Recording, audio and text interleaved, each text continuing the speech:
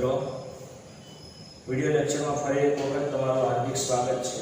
Lecture number 7 ધોરણ 11 commerce account પારિભાષિક શબ્દો.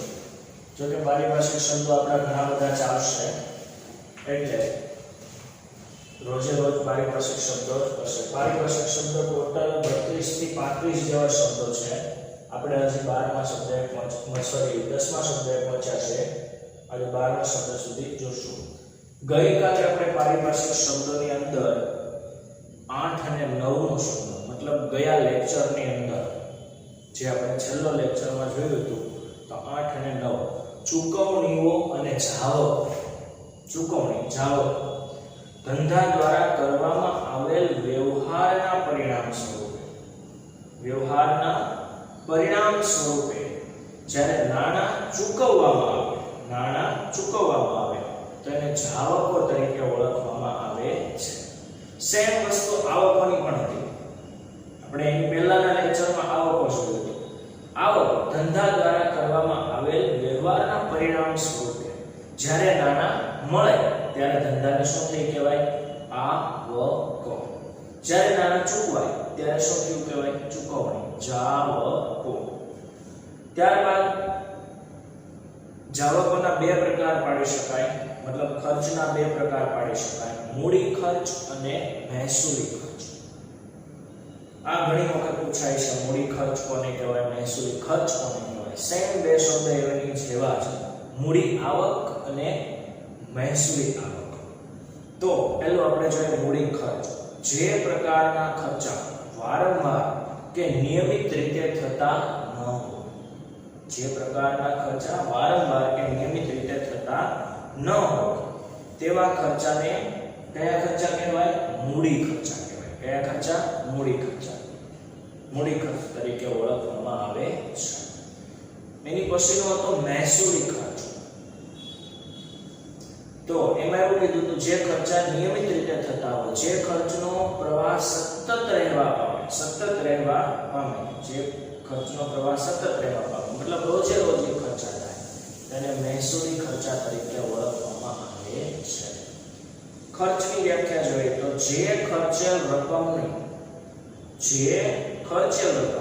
યાદ રાખજો, અહીંયા બે ત્રણ વ્યાખ્યાઓ છે. ખર્ચ, મૂડી ખર્ચ, મહેસૂલી ખર્ચ. એવી જ રીતે આવક, મૂડી આવક, મહેસૂલી આવક. એટલે આ બધી બાબતોને ખાસ તમારે ધ્યાનમાં લેવી. ખર્ચ જે ખર્ચેલ રકમનો લાભ જે તે હિસાબી સમયને મળવાનો હોય અથવા તો મળતો હોય તો એને ખર્ચ કહેવાય. દાખલા તરીકે તમે 1 મહિનાનું મોબાઈલનું રિચાર્જ કરાવશો તો આ 1 મહિનાના રિચાર્જનો લાભ આજથી જ આપણને મળવાનું શરૂઆત થઈ જશે. તો અત્યારે જે આપણે જીવી રહ્યા છીએ એ હિસાબી સમય કહી શકાય. હિસાબી સમય મેં કાલે તમને સમજાવ્યું હતું. કેટલા માસનો હોય? 12 માસનો. કેટલા માસનો? 12. ક્યારે શરૂ થાય તો કે 1/4 મતલબ 1 એપ્રિલ થી લઈ 31/3 એટલે 31 માર્ચ સુધીનો હોય. 12 મહિનાનો સમયગાળો હોય. ત્યાં સુધીનો લાભ મળે છે. આ આપણે ચર્ચા કરી ગઈકાલના લેક્ચરમાં. સેમ વસ્તુ અને સેમ એની વિરુદ્ધ ગણો તો એનાથી આગળનો લેક્ચર હતો જે મૂડી આવક, મહેસૂલી આવક અને આવકનો હતો. આમાં ચૂકવણી એટલે કે જાવકો, ખર્ચ અને મહેસૂલી ખર્ચ, મૂડી ખર્ચની વાત થઈ હતી. તો અહીંયા સુધી આપણે આગળના લેક્ચરમાં જોયું હતું. હવે પછી આપણે આગળ વધીએ તો 10મો શબ્દ છે ઉપજ. ઉપજ અને આવકોમાં ઘણો બધો ફરક છે. આવક કોને કહેવાય તો કે જ્યારે ધંધાના વ્યવહારના પરિણામ સ્વરૂપે નાણાં મળે, નાણાં પ્રાપ્ત થાય અથવા તો નાણાં સંપાદન થાય. સંપાદન થવું મતલબ પ્રાપ્ત થવું. સંપાદન થવું મતલબ પ્રાપ્ત થવું. કોઈની પાસેથી આપણને નાણાં મળવા તો એને આવક તરીકે ઓળખવામાં આવે. ઉપજ એટલે શું? અહીંયા આપણે વ્યાખ્યા જોઈએ. માલ કે સેવા. ફરી એક વખત આપણે માલની વ્યાખ્યા જરા જોઈ લઈએ. કોઈ જગ્યાએ લખેલી હશે નહીં, યાદ રાખજો. માલ કોને કહેવાય?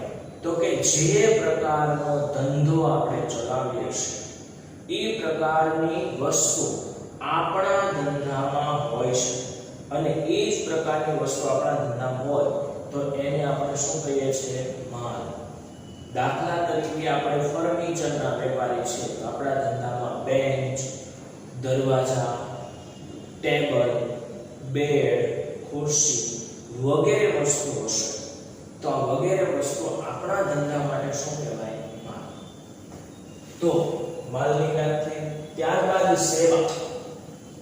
સેવા કોને કહેવાય? તો કે વોડાફોન કંપની, જીઓ કંપની, કોઈ ડીટીએચ વાળા આપણી ઘરે આવતું છે નેટવર્ક જીટીપીએલ, અથવા તો આપણી ઘરે ડીશ હોય, વિડીયોકોન છે કે ટાટા છે વગેરે વગેરે, તો એ આપણને સેવા આપે છે. કોઈ મોબાઈલ કંપની સેવા આપે છે. દાખલા તરીકે આપણે અહીંથી અમદાવાદ જવું છે, આપણે કોઈ પણ ટ્રાવેલ્સમાં ટિકિટ બુકિંગ કરાવીએ તો એ ટ્રાવેલ્સ કંપની આપણને શું આપે છે? સેવા આપે છે. બુકિંગ કરાવી છે એટલે 200 રૂપિયા કે 500 રૂપિયા ટિકિટ દર હશે તો 200 રૂપિયામાં અહીં આપણે આપી દઈશું. 200 રૂપિયામાં આપણને એક જગ્યા આપશે. એ જગ્યા ઉપર બેસીને અથવા તો સુઈને આપણે જવાનું. અમદાવાદ ઉતર્યા પછી આપણો કોઈ અવક છે નહીં. ક્યારે કીધું સીટ લેતા જ નથી, કારણ કે આપણે માત્ર ને માત્ર સેવાનો અધિકાર છે, એના માલિક નથી. માલ કે સેવાનું ગ્રાહકને અનુક્રમે વેચાણ શું કરવામાં આવે? વેચાણ. કોઈને માલ વેચવામાં આવે. હું ટ્રાવેલ્સ કંપની ચલાવું છું તો મારી બસમાં કોઈ સીટ બુકિંગ કરાવી તો એ મેં ગ્રાહકને સેવાનું શું કહેવાય? વેચાણ.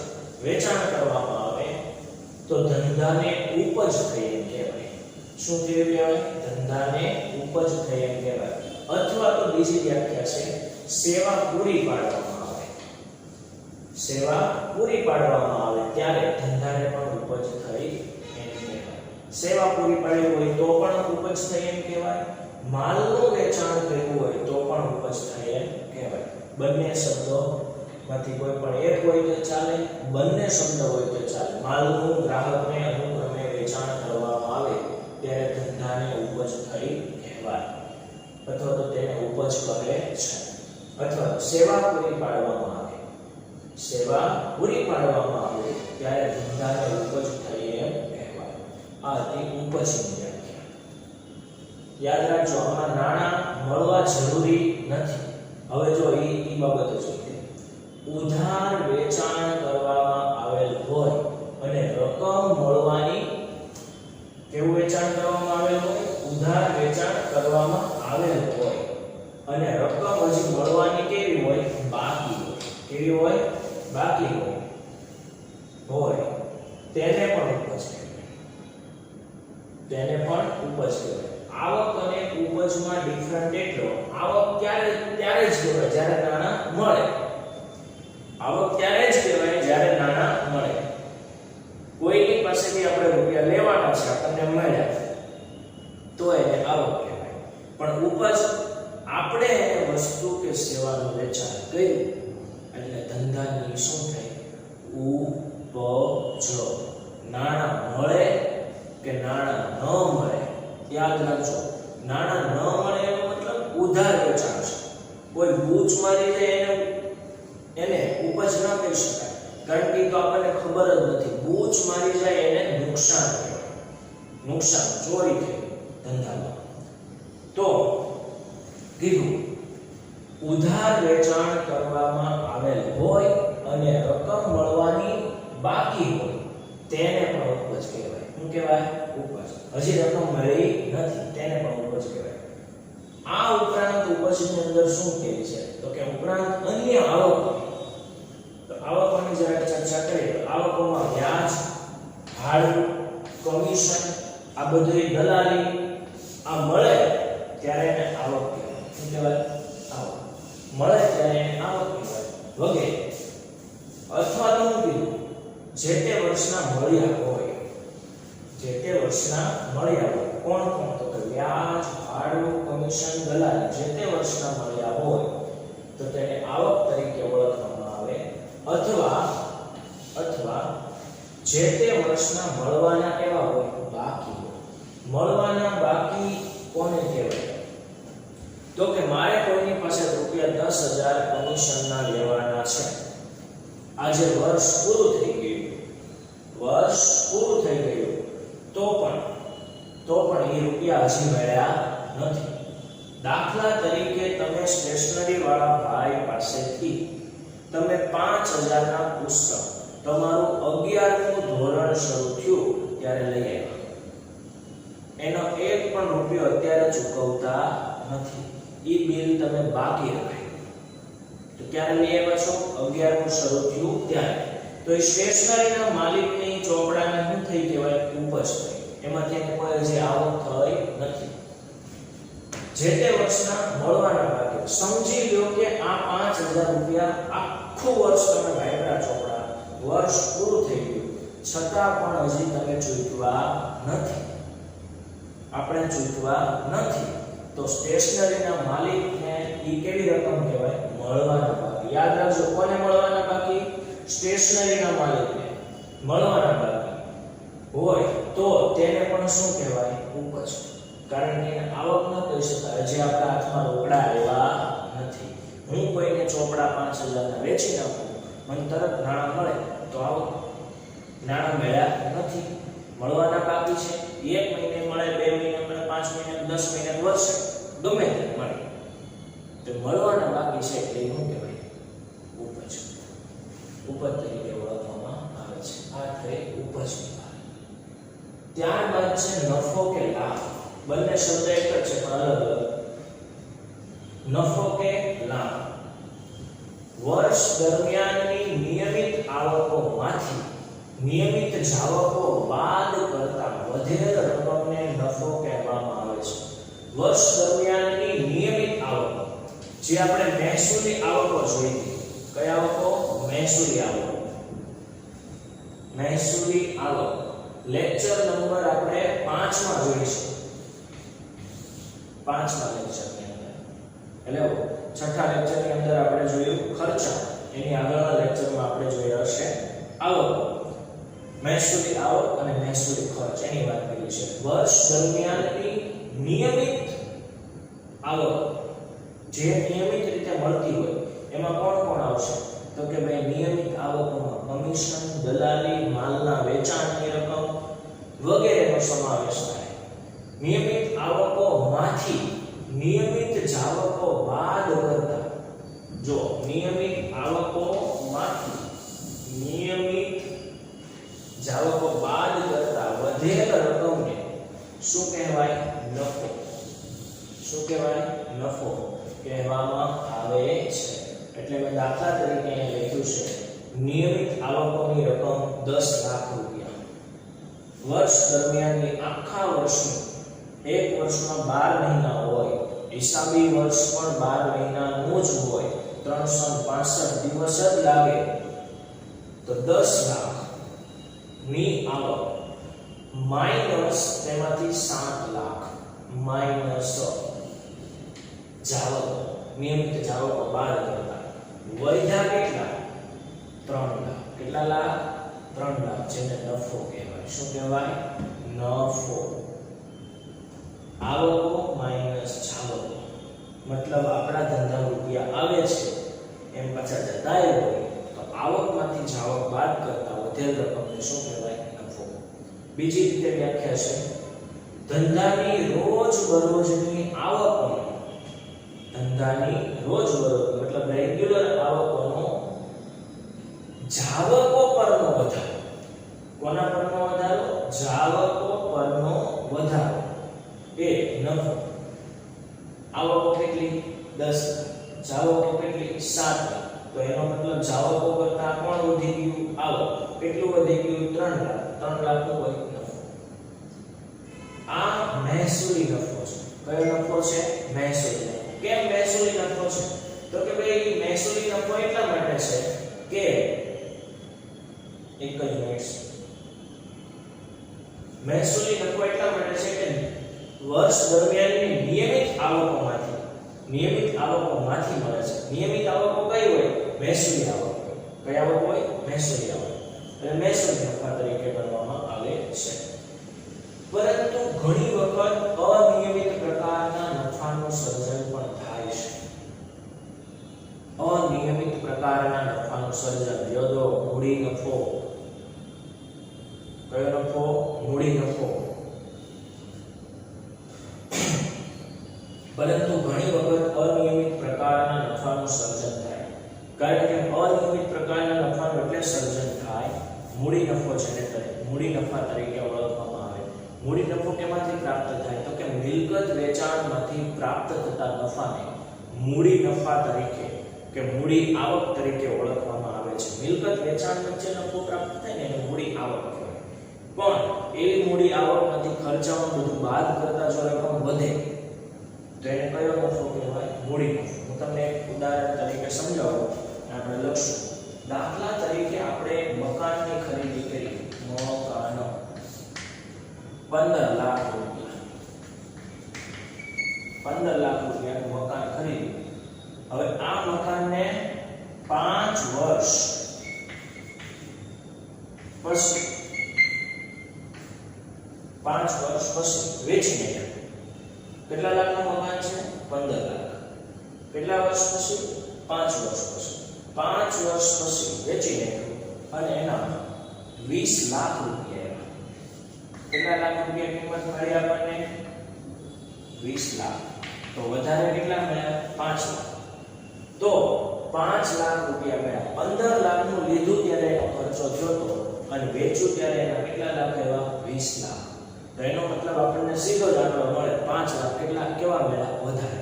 તો આ 5 લાખને કયો નફો કહેવાય? મૂડી નફો. જો એમાંથી કોઈ ખર્ચા થયા શું કરવામાં આવે? બાદ. તો બાદ થઈ જાય 15 અને 1.5 લાખનો અન્ય ખર્ચો થયો, ભાઈ રિપેરિંગ કરાવ્યો તો 5 વર્ષમાં, કલર માર્યો તો અને દસ્તાવેજના ખર્ચા થયા તો લાખ રૂપિયા હજી બાદ કરી દો તો એ કેટલા નફો થયો? 4 લાખ. તો આવા નફા કયો નફો કહેશે? મૂડી નફો. કયો નફો? મૂડી નફો. અને છેલ્લું છે નુકસાન. નુકસાનનું બીજું નામ છે ખોટ. આનાથી એકદમ ઉલટું. વર્ષ દરમિયાનની નિયમિત જાવકોમાંથી નિયમિત આવકો બાદ કરતા તફાવતની રકમને નુકસાન તરીકે ઓળખવામાં આવે છે. વર્ષ દરમિયાનની નિયમિત જાવકો, અહીંયા હું વર્ષ દરમિયાનની નિયમિત આવકો યાદ રાખજો. બે વ્યાખ્યામાં ખાલી જાવકો આવકનો જે શબ્દ છે એને જ બદલી દે. વર્ષ દરમિયાનની નિયમિત જાવકો માંથી નિયમિત આવકો બાદ કરતા તફાવતની રકમને શું કહેવાય? નુકસાન તરીકે ઓળખવામાં આવે છે. સમજી લો. સોરી, અહીંયા તો આપણે આગળ નથી, નવું લખી નાખીએ. જાવકો અને આવકો. જાવકો સમજી લો કે આપણા ધંધાની 5 લાખ છે કુલ, અને એની સામે આવકો 2 જ લાખ છે. કેટલા લાખ? 2 લાખ. ભાઈ 3 લાખ વધ્યા એટલે ખોટ તરીકે ઓળખવામાં આવે છે. ખોટનું બીજું નામ છે નુકસાન. આવું પણ ઘણી વખત બની શકે. તો આ મહેસૂલી નુકસાન તરીકે ઓળખવામાં આવે છે, કારણ કે વર્ષ દરમિયાનની નિયમિત આવકોમાંથી આ પ્રશ્ન ઊભો થયો અને આવી રકમ ખોટ ગઈ. વ્યવહારમાં નુકસાન માટે ખોટ શબ્દ પણ પ્રચલિત છે. વ્યવહારમાં નુકસાન માટે ખોટ શબ્દ પણ પ્રચલિત છે. અને ત્યારબાદ દાખલા તરીકે નુકસાનમાં બીજું કોણ આવે? તો કે આગથી નુકસાન. ધ્યાન રાખજો, આ નુકસાન કોઈ વ્યવહારના કારણે થાય એવું નથી. આગ એક આકસ્મિક ઘટના છે. કોઈ વેપારી કે કોઈ વ્યક્તિ કોઈ ધંધાને આગ લગાડવા ક્યારે માંગતો હોતો નથી, પણ આકસ્મિક ઘટના બને, શોર્ટ સર્કિટ થાય અથવા તો એવી દાવાનળ ફાટી નીકળે તો ઘણી વખત આગ લાગે. તમને યાદ હશે કે આપણે સુરતની જે ઘટના છે, રઘુવીર માર્કેટમાં આગ લાગી હતી તો ઘણું બધું નુકસાન, એટલે કરોડોમાં નુકસાન થયું. એક જ બિલ્ડિંગ ખાલી સળી ગઈ અને કરોડો રૂપિયાનું નુકસાન થયું. એની પહેલા તમને યાદ હશે ઓસ્ટ્રેલિયાના જંગલમાં આગ લાગી હતી. તો આ બધી કોઈ લગાડેલી ન હોય, પણ એક આકસ્મિક એવી ઘટનાઓ બની હોય શોર્ટ સર્કિટ થઈ હોય અથવા તો દાવાનળ ફાઈટ આવે ત્યારે આવી આગ લાગે તો આમાં નુકસાન થાય. શું થાય? નુકસાન. તો આગથી નુકસાન. બીજું છે ચોરીથી નુકસાન. તમારા ધંધાનો માલ ચોરાઈ જાય, વસ્તુ ચોરાઈ જાય, એના રૂપિયા તમને મળવા પાત્ર હોતા નથી, તો એ નુકસાન. અકસ્માતથી નુકસાન. કોઈ પણ તમારા ટ્રક આવતા હોય અને અકસ્માત થાય અને બધી જ વસ્તુ નાશ પામે, તો અકસ્માતથી નુકસાન. વરસાદથી નુકસાન. વરસાદમાં તમારી વસ્તુઓ પલળી જાય અને બીજી વખત એનો ઉપયોગ તમે ન લઈ શકો, તો વરસાદથી નુકસાન. તો આવી રીતે ઘણા નુકસાન થઈ શકે, વરસાદથી, અકસ્માતથી વગેરે વગેરે, ચોરીથી. તો આને નુકસાન તરીકે ઓળખવામાં આવે છે. તો આજના લેક્ચરની વાત અહીંયા સુધી આપણે પૂરી કરીએ, પણ એક વખત ફરી નજર કરીએ ઉપર. ફરીથી એક વખત ઉપજ. માલ કે સેવાનું ગ્રાહકને અનુક્રમે શું કરવામાં આવે? વેચાણ. અથવા તો સેવા પૂરી પાડવામાં આવે ત્યારે ધંધાને શું થાય કહેવાય? ઉપજ. તમે ગ્રાહકને માલ વેચો, એ ગમે એ રીતે વેચો, ગ્રાહકને તમે વસ્તુ પૂરી પાડી, તમે આ વ્યક્તિ, હું વેપારી અને આ ગ્રાહકને ચોક વેચો, એટલે મારા ધંધા શું થાય? ઉપજ. એ ગમે એ રીતે વેચો, રોકડેથી કે ઉધાર. ઉધાર વેચાણ કરવામાં આવે હોય અને રકમ મળવાની કેવી હોય? બાકી હોય, તો પણ ઉપજ થઈ કહેવાય. ઉધાર વેચાણ કેવું હોય તો પણ ઉપજ થઈ કહેવાય. ઉપરાંત અન્ય આવક, વ્યાજ, ભાડું, કમિશન, દલાલી વગેરે જે તે વર્ષમાં મળ્યા તો એને શું કહેવાય? આવક. યાદ રાખજો, જે તે વર્ષમાં મળ્યા હોય તો આવક, પણ જે તે વર્ષના મળવાના હજી કેવા બાકી હોય? કોણ મળવાના બાકી હોય? તો કે વ્યાજ, ભાડું, કમિશન, દલાલી મળવાના બાકી હોય તો એને ઉપજ કહેવામાં આવે છે. શું કહેવામાં આવે છે? ઉપજ. નફો કે લાભ. વર્ષ દરમિયાનની નિયમિત આવકોમાંથી નિયમિત જાવકો બાદ કરતા વધેલ રકમને નફો કહેવાય.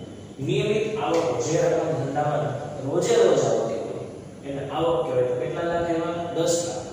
અને જતી હોય મતલબ આપણે ચૂકવતા હોઈએ, એમાં વીજળી બિલ, પગાર કે અન્ય કોઈ પણ ખર્ચા, માલની ખરીદી વગેરે, જાવકો 7 લાખ માઈનસ કરો, 10 માઈનસ 7 તો વધ્યા 3 લાખનો થયો નફો.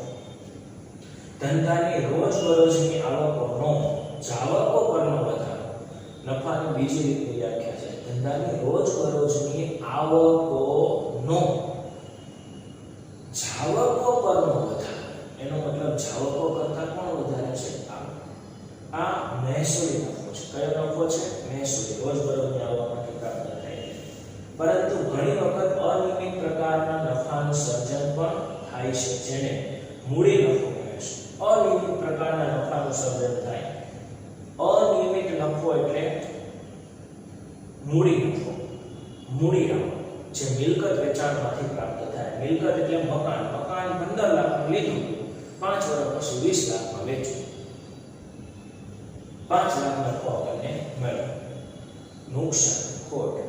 વર્ષ દરમિયાનની નિયમિત જાવકોમાંથી, આના કરતા વિરુદ્ધ, અહીંયા હું હતું આવક, અહીંયા હું છે જાવક. નિયમિત જાવકોમાંથી નિયમિત આવકો બાદ કરતા તફાવતની રકમને અથવા તો વધેલ રકમને, અહીં તફાવતની જગ્યાએ તમે એમ કરીએ તો બાદ કરતા વધેલ રકમને અથવા તો તફાવતની રકમને શું કહેવાય? નુકસાન અથવા તો ખોટ. આ મહેસૂલી નુકસાન છે. કયું નુકસાન છે? મહેસૂલી. વ્યવહારમાં નુકસાન માટે ખોટ શબ્દ પણ પ્રચલિત છે. તમે ખોટ પણ લખી શકો, નુકસાન પણ લખી શકો. દાખલા તરીકે આગથી નુકસાન, ચોરીથી નુકસાન, અકસ્માતથી નુકસાન, વરસાદથી નુકસાન. આપણને ખબર હોય ચોરી થાય તો નુકસાન થાય, અકસ્માત કે વરસાદ એને જાણો છો, આગને પણ તમે જાણો છો. આવી રીતે કોઈ નુકસાન થાય તો એને ખોટ એટલે કે નુકસાન તરીકે ઓળખવામાં આવે છે. તો અહીં સુધી આજે આપણે રાખીએ છીએ. Thank you. ખૂબ ખૂબ આભાર.